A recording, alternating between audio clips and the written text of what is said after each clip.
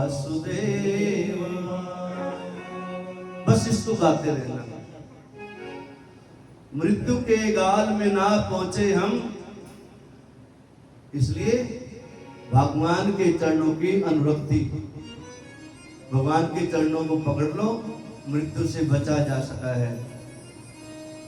कथा चल रही है उस समय की। ये कथा मृत्यु से बचने के लिए सुनी गई है, जिसके द्वारा भी सुनी गई है, और जिसके द्वारा सुनी गई है उसी का प्रसंग आ रहा है। यह तो उस समय की बात है जब राजा परीक्षित को ज्ञान हो गया, भान हो गया, ब्राह्मण के द्वारा श्राप दे दिया गया कि 7 दिनों के अंदर मृत्यु का ग्रास बनने वाला है परीक्षित, इसलिए मृत्यु का उपाय खोजो, मृत्यु का उपाय खोजो। राजा परीक्षित ने देर नहीं करी, तनिक भी देर नहीं करी, राजपाट अपने बच्चों को सौंपा, ब्राह्मणों को सामने कर करके संकल्प किया और अलमस्त होकर के ओम नमो भगवते वासुदेव मंत्र का जाप लेकर के चल दिए। कहां पर पहुंचे? गंगा जी के किनारे सूत्र ताल में बट वृक्ष की छाया के नीचे बैठ कर करके मृत्यु का उपाय खोजने लगे। और जैसे पता लगा, सभी ऋषियों को, महात्मा को, ब्राह्मणों को, वेदों को, सबको पता लगा कि राजा परीक्षित को जो है किसी ब्राह्मण ने श्राप दे दिया कि 7वें दिन जो है मृत्यु इसका वर्ण कर लेगी और ये चक्रवर्ती सम्राट है। इसी के कारण से धर्म बचा हुआ है, धर्म की रक्षा हो रही है, और एक यही तो है चक्रवर्ती सम्राट, वेदों की रक्षा करने वाले, गौ ब्राह्मण अतिथियों की सेवा करने वाले। और इन्हीं को श्राप मिल गया तो बाद में जो है धर्म की रक्षा कौन करेगा? राजा परीक्षित पहुंच जाते हैं। जिसको भी पता लगा वो सारे ऋषि महात्मा भागे भागे अपना संध्या बंदन पूजन नित्य कर्म अपना छोड़ करके गंगा जी के किनारे में पहुंच जाते हैं और मुक्ति का उपाय बताते हैं। देर नहीं करी, जब निश्चित हो जाए, समय का पता लग जाए, निश्चित हो जाए कि आज मृत्यु है, तो मृत्यु का उपाय जान लेना चाहिए, मान लेना चाहिए, समझ लेना चाहिए, पूछ लेना चाहिए, बूझ लेना चाहिए। सारे ऋषि महात्मा, बड़े बड़े मठाधीश आश्रम में जो विराजमान थे, बड़े बड़े यज्ञ पूजन किया करते थे, आज चक्रवर्ती सम्राट के साथ में खड़े होकर के उनको मृत्यु से बचाने का उपाय बता रहे हैं। लेकिन नहीं, राजा परीक्षित कहते हैं मृत्यु तो सबकी आनी है। ये तो एक संत की कृपा हो गई, एक ब्राह्मण की कृपा हो गई, जिसकी कृपा से जब मेरे को यह निश्चित हो गया कि मेरी मृत्यु है। अभी तक तो मैं अलमस्त घूम रहा था, अभी तक तो मैं ऐसे ही घूम रहा था।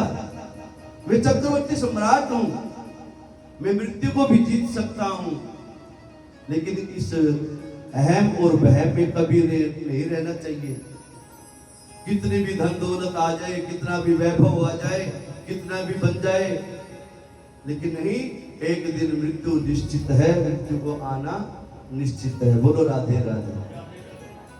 आएगा जो वो जाएगा। हाँ, अभी नहीं आएगा, वो जाएगा। क्या राजा और फकीर, सबको जान है, सबकी मृत्यु निकट है।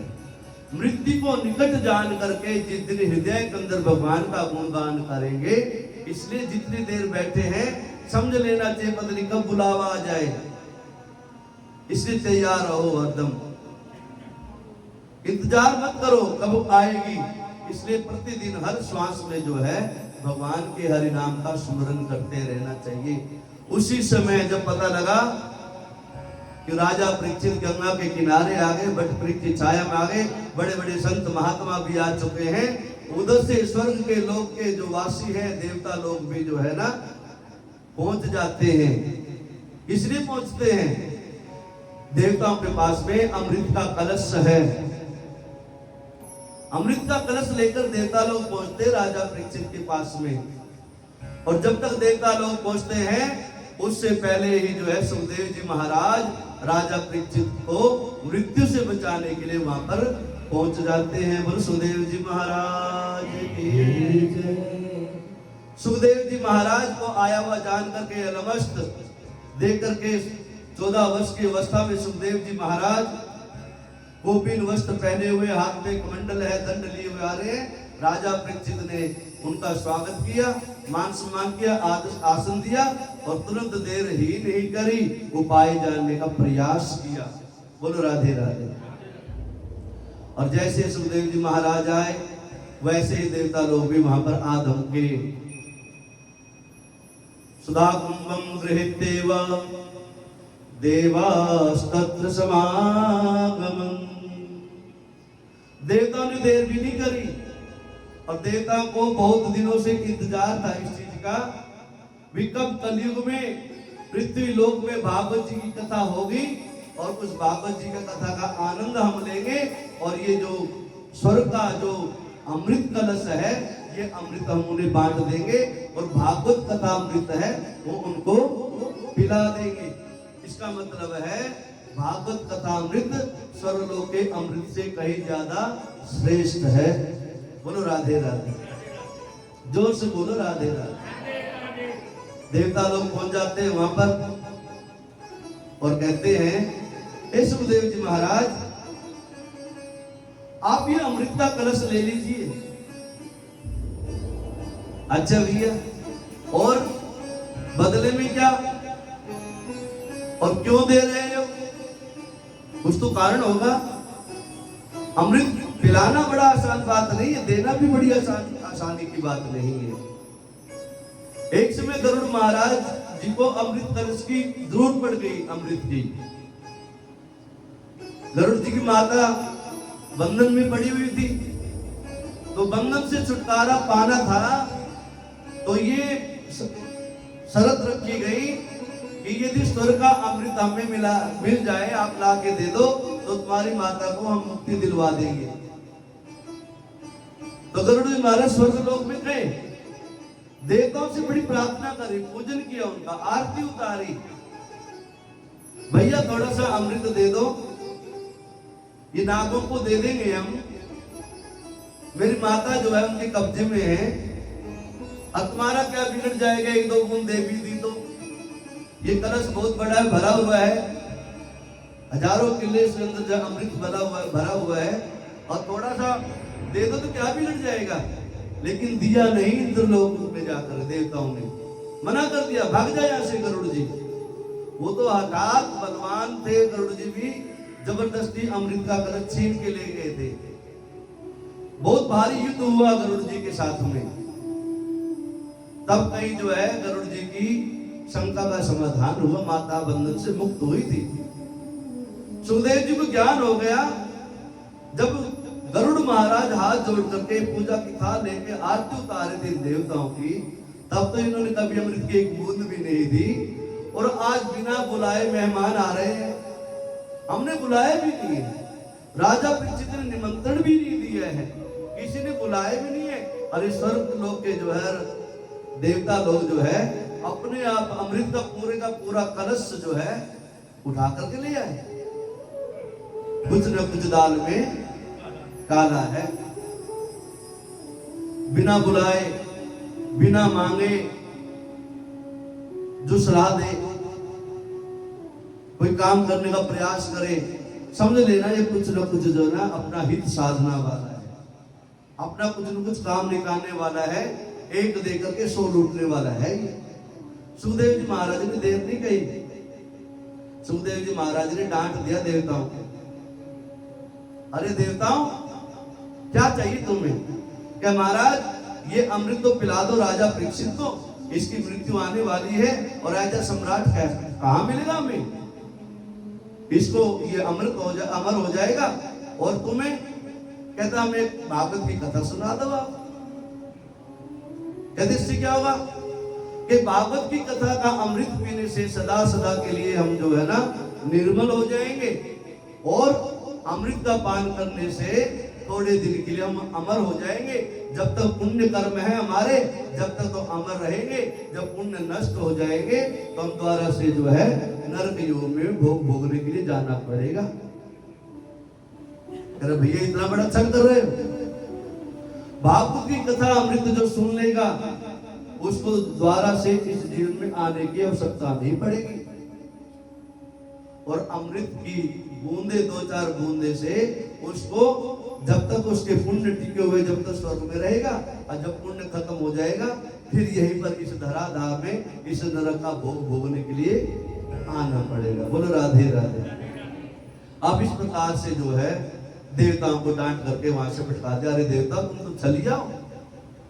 कहा भागवत कथा अमृत, कहा तुम्हारा छोटा सा अमृत, ये 2 बूंद की अमृत की 2-4 बूंदे, भागो यहाँ से।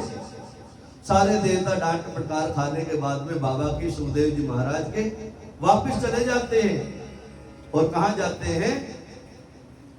बाबा के शरण में जाते हैं, नंद ब्रह्मा जी के शरण में। बाबा पितामह हम गए थे वहां पर, सुखदेव जी महाराज ने हमको डांट के फटकार के वापस भेज दिया, क्या किया जाए? यदि क्या हुआ वहां पर? ऐसी सी चर्चा चली। ये भागवत कथा अमृत है, ये भव से पार करने वाला है। और तुम्हारा अमृत जो है पापों को तो मिटा सकता है, लेकिन जितने पुण्य किया उनको भी नष्ट करने वाला है। इसलिए भाग जाओ, ये अमृत तुम्हारा हमें नहीं चाहिए, क्योंकि हमें तो जीव को सदा सदा के लिए भगवान के चरणों में ले जाना है। गोविंद की चरणों की अनुरक्ति दिलानी है, गोविंद की चरणों की लगन लग जाए, गोविंद के चरणों की प्रीत लग जाए, वो सदा सदा के लिए मेरे गोविंद के चरणों में विराजमान हो जाए। ऐसे हम तो जीव को सदा सदा के लिए गोविंद से मिलाने का प्रयास कर रहे हैं। बोलो राधे राधे। दोनों हाथ उठा के बोला राधे राधे।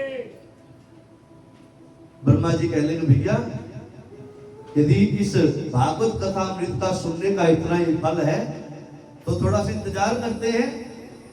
7 दिन की बात है, देखते हैं क्या राजा परीक्षित 7 दिन में इस भव से पार हो जाता है। यदि हो गया तो फिर हम भी वहां जाके मत्था टेकेंगे, और नहीं हुआ तो हम डांटने फटकारने वालों बन ही जाएंगे। हम तो कह रहे थे पहले अमृत पान करवा दो भैया, अमृत हो जाएंगे राजा, लेकिन नहीं, ऐसा कुछ नहीं किया। बोलो राधे राधे। इस प्रकार से जो है 7 दिन तक की कथा चलती रही। और 7 दिन में जैसे ही देवताओं को पता लगा राजा परीक्षित इस भव को छोड़ करके सदा सदा के लिए मेरे गोविंद के चरणों में समाहित हो गए, मेरे कुछ दयालु की परम पुरुषोत्तम परमात्मा की कृपा हो गई। आज मेरे गोविंद की शरण गति में ब्रह्मा जी जो है आज कथा का रसपान करने के लिए सुखदेव जी महाराज के पास में पहुंचते हैं। बोलो राधे राधे। कहते हैं इस प्रकार से ब्रह्मा जी ने अब ये विचार किया कि ये जो कथा अमृत है और ये जो सर्वलोक का अमृत का कलश है, इसमें कितना फर्क है। ब्रह्मा जी ने एक तरफ सारे जितने अपने बनाए पोथी पत्रे थे, अमृत का कलश था, एक जगह रख दिया, तराजू के अंदर तोल के देख रहे हैं कौन सा भारीपन है, किसके अंदर सार है, किसके अंदर तत्व है। और एक तरफ जो है भागवत जी की पोथी रख दी, 18 पुराणों की 18,000 श्लोक की जो संहिता है, एक तराजू के पल्ले में वो और एक तराजू के पल्ले में सारे वेद शास्त्र षटशास्त्र नीति श्रुति स्मृति रख दी। और देखते हैं कि किसके अंदर ज्यादा वजन है। तोल के देखा गया, मेरे भागवत जी की पोथी जो है आराम कर रही है और सारे शास्त्र ऐसे हिलोरे मार रहे हैं।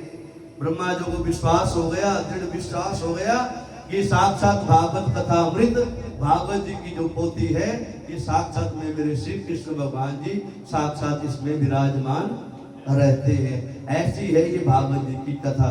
बोलो राधे राधे। जोर से बोलो राधे राधे।